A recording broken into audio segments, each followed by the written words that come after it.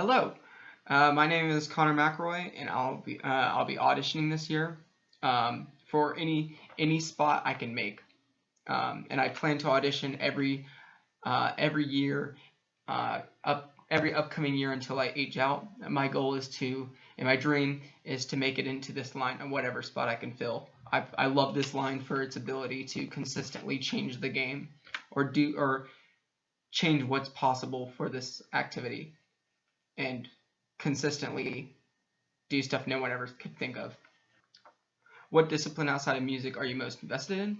Um, so my main thing is music. I go to school for music, but that's not the question. I mainly actually do chess as a side hustle, but it's probably a really big side hustle because it's the one thing that I can find outside of music that I'm not constant, or that I'm constantly doing. So, what have you been listening to lately? Albums and artists of all genres are accepted.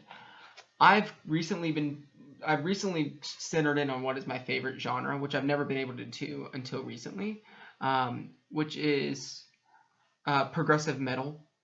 I really love it because it it is able to find a place for um, a lot of energy, light, as well as it really hits the extremes that I like, where it's like really a really good combination of bass and drums, and then um, also just it's very super melodic passages that I really like, and it's syncopated. It's in multiple different time signatures.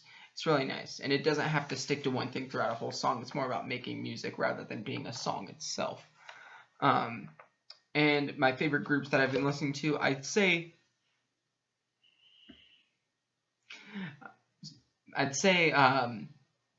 Arch Echo is one of my favorites. If you had to choose one plant or animal that would most closely relate to you,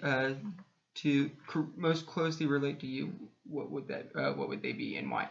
I would say a raccoon, because I think, well, one is kind of, I don't know.